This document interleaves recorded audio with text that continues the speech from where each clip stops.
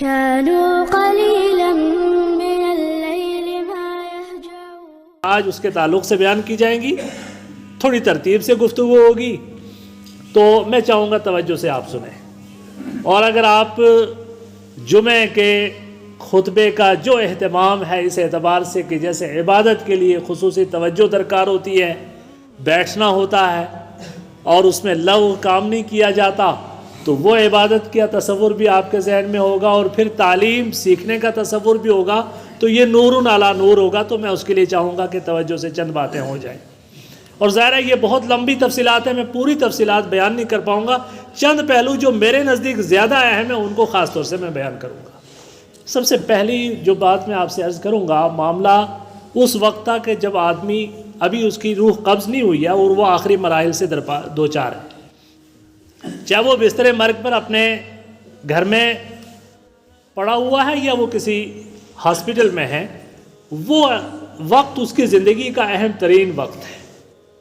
اور وہی ایسا وقت ہے کہ جو ہماری لا علمی کا شکار ہو جاتا ہے، اور وہ ایک بڑے حق سے محروم ہو جاتا ہے. ہم نے زندگی میں اس کے ساتھ کتنی بھلائیاں کیوں نہ کی ہوں،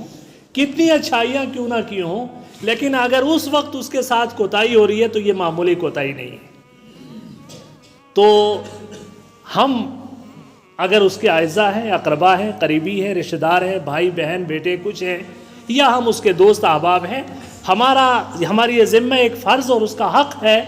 کہ اس کی عیادت کریں اور اس کے پاس موجود ہوں، اور خاص طور سے جو اس کی وفات کا وقت ہے اس وقت اس کے پاس موجود ہونا بہت ضروری ہے.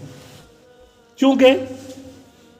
اکثر و بیشتر اب معاملات ایسے ہیں، ڈاکٹروں کی طرف سے ہدایات بھی ہے کہ مریض کسی کیفیت میں بھی ہو بھائی اس کو اسپتال پہنچاؤ، آخری لمحے تک اس کے علاج کے لیے کوشش کی جانی چاہیے، لہٰذا اسے اسپتال پہنچاؤ اور وہ وقت اس کا وہاں گزرنا چاہیے. لیکن صاحب وہاں وقت گزرے اس انداز میں کہ نہ کسی طہارت کا کوئی اہتمام ہے، نہ اس کا بستر صاف ہے، نہ اس کے آس پاس کوئی ایسا شخص ہے کہ جسے کلمے کا تصور ہے، نہ اسے کسی میت کے حقوق کا تصور ہے، تو گویا وہ اس کا آخری وقت جو اس کی زندگی کی انتہا ہے، وہ وقت اگر کسی غفلت کا شکار ہو گیا ہے، کسی ناپاکی کا شکار ہو گیا ہے، تو یہ بڑی غلط بات ہے. اسپتال کے قواعد اپنی جگہ، ڈاکٹروں کی ہدایات اپنی جگہ، لیکن یہ فرض ہے کہ اس وقت اس کے قریب ترین لوگ اس کے پاس ہوں،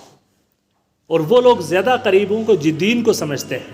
جو قرآن کی چند آیات کا علم رکھتے ہیں، جو کچھ پڑھ سکتے ہیں، انہیں چاہیے کہ اس وقت اس کے قریب رہیں اور اس کو صبر کی تلقین کریں، اس کے سامنے اچھی گفتگو کریں. اور جیسے اللہ کے رسول صلی اللہ علیہ وسلم کی سنت ہے، آپ نے فرمایا لا بأس طہور انشاءاللہ، کوئی بات نہیں. اب میت کو دیکھ کے کہیں ارے صاحب ارے یہ نہیں بچے گا بھئی، یہ تو بڑی خطرناک بیماری ہے، نہیں، اللہ کے رسول کا کیا فرق، لا بأس، کوئی بات نہیں، طہور انشاءاللہ، یہ تو پاکیزگی ہے.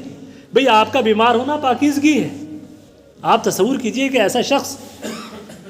کہ جس کو اچانک موت آ جائے، اللہ کے رسول صلی اللہ علیہ وسلم نے موت الفجاء سے پناہ چاہی ہے، وہ موت کہ جو اچانک موت ہو، جس میں آدمی کو اپنی زندگی کے پورے معاملات پر غور کرنے کا موقع نہ ملے، کسی سے معافی مانگنے کا، کسی کی تلافی کرنے کا، کسی کے قرض دینے کا، کسی کا قرض لینے کا، کسی سے جو ہے وہ کوئی وصیت کرنے کا ماحول ہی نہ ہو، اور اچانک وہ موت مر جائے، یہ موت الفجاء ہے، یہ بری موت ہے، یہ اچانک موت ہے. اور وہ موت کہ جو میتۃ السوء کہا گیا ہے، کسی حادثے میں کا شکار ہو گیا، آدمی چلا گیا کسی حادثے کا شکار ہو گیا اور اچانک مرا. اللہ کے رسول صلی اللہ علیہ وسلم نے میتۃ السوء سے جو ہے پناہ چاہیے ہے، اور اس کے لیے فرمایا ہے کہ صدقہ کریں، ان صدقۃ لتمنع من میتۃ السوء، کہ یہ صدقہ جو ہے بری موت سے آپ کو بچاتا ہے. آدمی کسی سفر پہ نکل رہا ہے، جموں جا رہا ہے، کسی اور جگہ جا رہا ہے، تو بہتر اور مستحب یہ ہے کہ وہ نکلتے ہوئے کچھ صدقہ کر جائے تاکہ کسی اچانک موت کا شکار نہ ہو، اس کی ایسی موت ہو کہ جس میں وہ کچھ اچھا کچھ کر سکے. تو لہٰذا سب سے پہلا حق یہ ہے کہ میت کے پاس رہے اور اس کے ساتھ اچھی گفتگو کرے، اور یہ کہے کہ طہور انشاءاللہ یہ پاکیزگی ہے، یہ آپ کا بیماری کہ اگر پڑا رہنا بندہ مومن دنیا چاہے رب کے ساتھ رہا بڑا اپنے گناہوں پر اس کی نظر ہے وغیرہ، اور اس کا دل جو ہے اس گداز کا سے دوچار ہے کہ وہ اپنے گناہوں کا احساس کر رہا ہے، تو پھر اگر وہ اس کو بڑی سے بڑی تکلیف بھی ہو تو یہ اس کے لیے اس کے جو ہے اس کے گناہوں کے لیے پاکیزگی اور رب کی قربت کا ذریعہ ہے، اور یہ اللہ تعالیٰ کی رحمت ہے۔ لہٰذا اس وقت اس کے ساتھ یہ اچھی گفتگو کرنا، اور پھر اس کے بعد اگر یہ آثار آ رہے ہیں جسے احتضار کہتے ہیں، جنہیں موت کا وقت اب قریب آ رہا ہے، یہ نزع کا وقت ہے، تو اس وقت تلقین المیت مسنون ہے، یعنی لا الہ الا اللہ محمد رسول اللہ اس کے سامنے پڑھا جائے۔ اس کو یہ نہ کہا جائے بھی کلمہ پڑھو، چونکہ اس وقت کی وہ کیفیت ہوتی ہے کہ اس کیفیت میں ایک آدمی تکلیف کا شکار ہوتا ہے، اور اگر اس اکتاہٹ میں وہ کوئی ایسی بات زبان سے کہہ دے یا دل میں سوچے کہ جو اس کے ایمان کے خلاف ہو، تو اس کے لیے بہتر یہ ہے کہ اس کو اس آزمائش کا شکار نہ کیا جائے، بلکہ اس کے سامنے کلمہ طیبہ کا ورد کیا جائے، لا الہ الا اللہ محمد رسول اللہ، اور قرآن کریم کی تلاوت بھی کی جائے، اچھی گفتگو اس طریقے سے کی جائے تاکہ اس کا یہ آخری وقت بہتر انداز میں گزرے اور وہ انابت کا شکار ہو، چونکہ اللہ کے رسول صلی اللہ علیہ وسلم نے فرمایا کہ انما الاعمال بالخواتیم، اعمال کا دار و مدار آخری عملوں پر ہے۔ وہ آخری عمل، وہ آخری لمحہ اس کا اس کیفیت سے ہو کہ جب اس کا دل اپنے رب کی طرف ہو، وہ اپنی تکلیف پر صابر اور راضی ہو، اور پھر وہ اپنے رب کے وہ آخری کلمات جو اس کے ایمان کا عہد ہیں وہ اس کی زبان پر ہو، من کان آخر کلامہ لا الہ الا اللہ دخل الجنہ، کہ جس کا آخری کلام لا الہ الا اللہ ہو وہ جنت میں داخل ہوگا۔ اور یہ معاملہ بھی یہ پوری زندگی کا معاملہ ہے، زندگی لا الہ الا اللہ کے تقاضوں کے مطابق ہو تبھی جا کے وہ کلمہ نصیب ہوتا ہے، وگرنہ تاریخ میں اس طرح کے واقعات ہیں اور ثقہ لوگوں نے بیان کیے ہیں کہ جن لوگوں کی زندگی میں جو تگ و دو تھی، گانے والا گاتے ہوئے مرتا ہے، گالیاں دینے والا گالیاں دیتے ہوئے مرتا ہے، دنیا کی کاروبار کی فکر کرنے والا اس وقت بھی اس کی زبان پہ وہی ہذیان ہوتا ہے کہ یہ کرو اور یہ نہ کرو، یہ کرو اور یہ نہ کرو، چونکہ اس کی زبان زندگی بھر کا اس کی محنت وہی تھی، اس کا خلاصہ اس وقت اس شدت میں اس کی زبان پر آ جاتا ہے۔ اور اگر زندگی لا الہ الا اللہ محمد رسول اللہ کے تقاضوں کے مطابق گزری تو اس وقت زبان بھی ہوگی تحشرون کما تموتون وتموتون کما تحیون، قیامت کے دن تمہارا حشر و نشر تمہاری اس کیفیت کے مطابق ہوگا کہ جس کیفیت جو تمہاری آخری کیفیت ہوگی تمہارے روح قبض کرنے کی وقت کی، وَتَمُوتُونَ كَمَا تَحْيَوْنَ، اور اس وقت تمہاری زبان سے نکلنے والے الفاظ وہی ہوں گے کہ جو تم نے ساری زندگی ادا کیے ہوں گے۔ لہٰذا لا الہ الا اللہ محمد رسول اللہ کے کلمے کی تلقین کی جانی چاہیے، اور یہ کوشش ہو کہ جس بستر پر وہ لیٹا ہے وہ بستر صاف پاک ہو اور ماحول اچھا ہو، قبلہ رخ اس کا چہرہ ہو، اور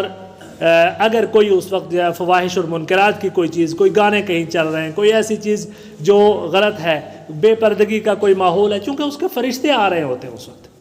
اللہ کے فرشتے آ رہے ہوتے ہیں، وہ انتہائی اہم وقت ہے اس کی زندگی کا، اور اس وقت کو پاک ہونا، اس وقت کا بہتر ہونا بہت ضروری ہے۔ اور پھر جب اس کی روح قبض ہو جائے تو اس کے بعد سب سے پہلا حق یہ ہے کہ فوری طور پر اس کی نگاہیں، اس کی آنکھیں جو ہے موند دی جائیں۔ اس کو اللہ کے رسول صلی اللہ علیہ وسلم نے فرمایا کہ اذا قبضت الروح، جب روح قبض کی جاتی ہے تو یتبعہ البصر، اس کے بعد فوراً جو ہے اس کے روح پہلے قبض ہوتی ہے اور آنکھوں کی جان بعد میں جاتی ہے، لہٰذا اس کی آنکھیں عام طور پر گویا جس طرف روح جا رہی ہوتی ہے اس کی طرف اس کی نگاہیں جا رہی ہوتی ہیں۔ اس کی کیفیت اللہ بہتر جانتا ہے، اس کی کیا کیفیت ہے، اللہ کے رسول صلی اللہ علیہ وسلم کے یہ الفاظ ہیں، لہٰذا اس وقت فوری طور پر اس کی نگاہیں بند کی جائیں، پھر اس کے اعضاء کو سیدھا کیا جائے تاکہ وہ اگر ویسے ہی پڑے رہے تو اس کو اکڑ جائیں گے، تو اس کے اعضاء کو سیدھا کیا جائے، اور پھر اس کے بعد جلد از جلد اس کی جو ہے اس کی تجہیز و تکفین کی تیاری کی جائے، چونکہ یہ ایک حق ہے اس کا کہ اب فوری طور پر اس کو اپنے اس مقام کی طرف پہنچایا جائے کہ جو مقام اس کے لیے تیار کیا گیا ہے،